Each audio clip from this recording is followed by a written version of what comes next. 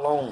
Deus nos abençoe. Mais uma leitura que fica em Tiago 5, 14. Vamos ler do 13. Deus nos abençoe em nome do Eterno. Está alguém entre vós aflito? Faça oração. Está alguém alegre? Cante louvores.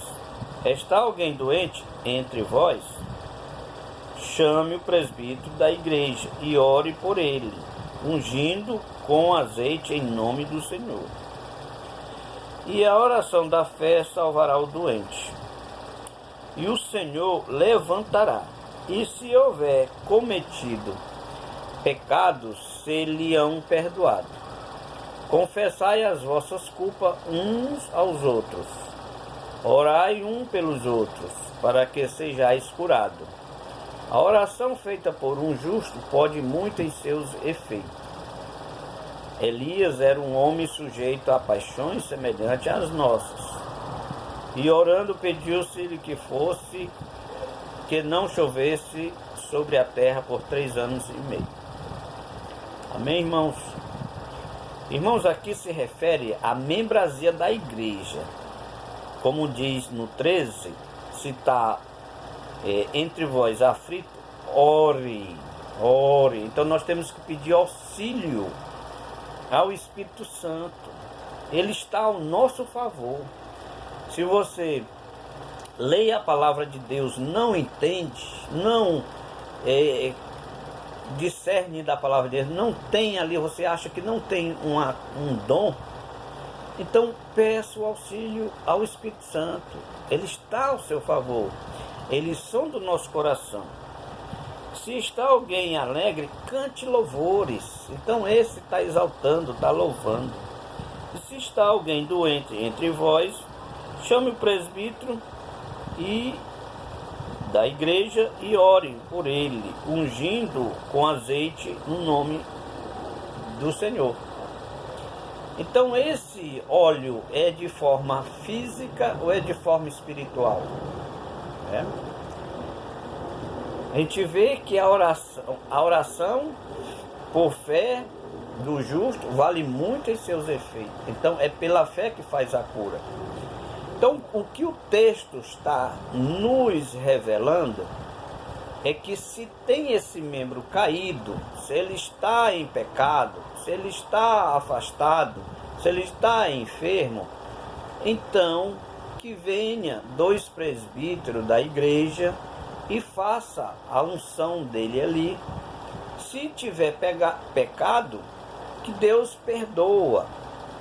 Então confessais os pecados uns aos outros. O que significa? É que acontece muito no cotidiano da membresia do corpo de Cristo. Alguma palavra torpe, alguém tratar o outro mal, e por ela ser soberbo, ela não pede perdão. Então acontece isso no meio da membresia. As pessoas não pedem perdão e ficam muitas das vezes fazendo as obras conforme a sua vontade. Aí já não passa a ser orientado pelo Espírito Santo. Ficam fazendo movimentos religiosos, sacrifício de tolo, doutrina de homem, e cria um céu de bronze. Nunca recebe bênção, porque não pede perdão. Tem irmão que às vezes trata o outro até melhor quando ofende. Passa a tratar aquele irmão até de uma forma melhor. Uma forma de pedir perdão, de se redimir, que não tem nenhum sentimento. Para você ver como é que é a doutrina do homem, achando que está enganando, mas não pede perdão. O fato aqui é, se você ofendeu com palavras, você tem que pedir perdão.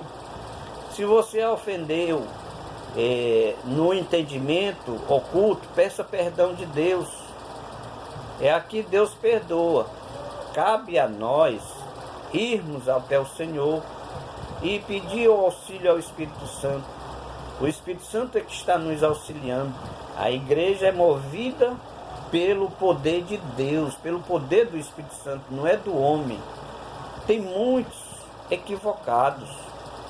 Posso dizer poucos, mas existe muitos mesmo. Porque a batalha, a totalidade da batalha é igual. Lá em Romanos 12, vou ler um trecho para a gente entender melhor ser corporativismo. Porque, Romanos 12, 3. Porque pela graça que me é dada, digo a todos vós que não vos considereis a vós mesmos os melhor do que realmente sois. Então nós não podemos achar que eu sou melhor do que o outro. Mas pense com a moderação, conforme a medida da fé que Deus repartiu a cada um.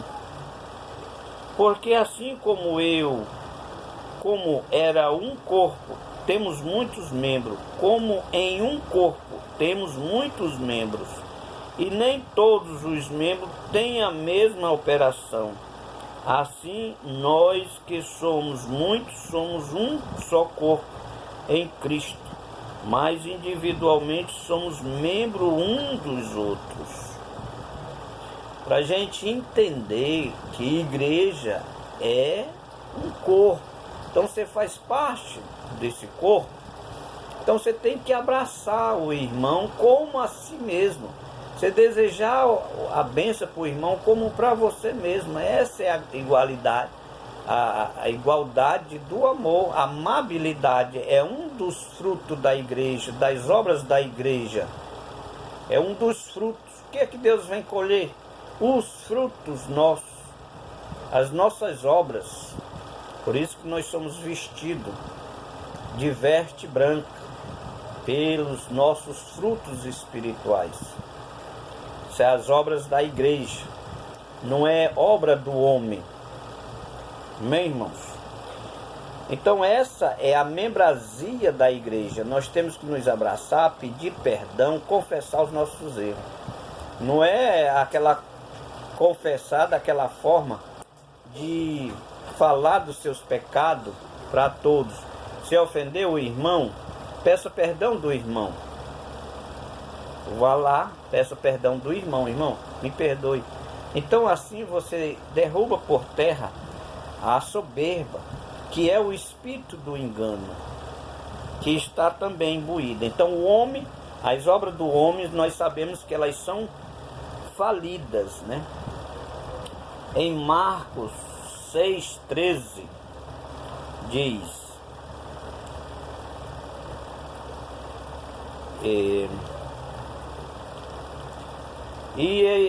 no 12, e saindo eles pregavam que o povo se arrependesse. Então hoje o Espírito Santo é que nos convence do pecado.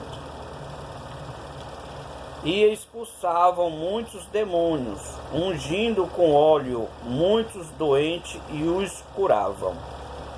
Ungia com óleo. Então o óleo aqui mais uma vez está citado. Então vamos entender esse óleo, se é para ungir com óleo ou não. Jesus, a gente faz uma comparação. Os discípulos perguntando de Jesus: mestre, nós podemos ungir com óleo? E ele disse: pode sim. Por que ungir com óleo? Porque ainda o Espírito Santo não tinha vindo ainda, né? E o que simboliza o azeite, lá no Velho Testamento, a gente vai ler em Levítico 14, o que ele simbolizava aqui, o azeite. A gente vai ler mais um pouquinho, Levítico 14, para que o vídeo não fique muito longo. Se der para a gente fazer 2 vídeos, a gente faz. E o sacerdote tomará do sangue da vítima pela culpa e porá o sacerdote sobre a ponta da orelha direita daquele que tem de purificar-se, e sobre o dedo polegar da sua mão direita, e sobre o dedo do polegar do seu pé direito. Então isso aqui é o sangue, né, do sacrifício, do cordeiro, da pombinha, do animal, simbolizando quem lá no futuro? Jesus. Aqui ele estava apontando para Jesus. Então aqui era um ato que eles praticavam, eles faziam os rituais. O animal simbolizando Jesus, o sangue simbolizando, né, o Espírito, o sangue era ser derramado, o sacrifício, o vinho, que é a vida, que lá na plenitude dos tempos iria dar continuidade com o Espírito Santo, que é para a gente entender a simbologia do Velho Testamento, que é a sombra do Novo. Desde modo, o sacerdote tomará o loque de azeite e derramará sobre a palma da sua própria mão esquerda, e então molhará o seu dedo direito no azeite que tem na sua mão esquerda, e aspergirá do azeite com seus dedos 7 vezes perante o Senhor. Significa 7 vezes, né? Apontando a igreja que viria lá no final, no futuro, as 7 igrejas. O azeite, a unção, o castiçal. O que o castiçal estava fazendo ali? Simbolizando que viria as 7 igrejas com as 7 lamparinas, que somos nós. Igreja somos nós somos a lamparina, nós temos tocha, nós temos fogo, nós temos o Espírito Santo em nossas vidas. Nós somos igreja. Isso é a simbologia do azeite e da lamparina. Sempre lá, não faltava fogo naquela lamparina, simbolizando o Espírito, as 7 igrejas que viria. E do que restar do azeite que tem em sua mão, né, sacerdote porá sobre a ponta da orelha. O que significa a ponta da orelha? A igreja que era orientada lá no futuro, que ia ouvir a voz do Espírito Santo. Então esse é obter azeite, arrependimento, porque o Espírito Santo é que te diz: está em pecado, te arrepende. Aí você é convencido de que está no pecado, que errou, do que é que eu tenho que não fazer para não errar. Aí eu vou lá com minha livre e espontânea vontade e adoro o Senhor, reconheço que Ele é meu Salvador, e assim eu sou convencido do pecado. O Espírito Santo passa a me preencher e eu passo a ser ungido do azeite, tá? Aí eu passo a ser separado. Aqui é a separação. Ou quando você é ungido, você é separado. Naquele tempo, a unção que era feita era para separar os utensílios, sacerdotes e reis. E na sua mão direita, sobre o dedo polegar do seu... Então, na sua mão direita, aqui primeiro o ouvido, né? A gente vê que a passagem diz: a fé vem pelo ouvir ao pão que nos alimenta, que é esse, e o ouvir a palavra de Deus. Quem é a palavra de Deus? Quem é Deus? Quem é o Verbo? Quem é Jesus? Lá em João 1 diz: no princípio era o Verbo, e o Verbo estava com Deus, e o Verbo era Deus. Então, por isso que Jesus é a fundação do mundo. Quando Deus, na eternidade, expressou a palavra, o Verbo, a expressão, o Logos, com a convicção de espiritualidade, que quando ele expressou, saiu com o Espírito, que é a fé, o Espírito de convicção. Faça isso, faça aquilo. Então ali quem era o verbo, a palavra, quem é a palavra? Jesus. E essa palavra se materializou, se fez carne, se fez matéria. Por isso que Jesus é a fundação do mundo, é o arquiteto do mundo. Porque ele é a palavra de Deus. Deus falou o verbo e se construiu o universo.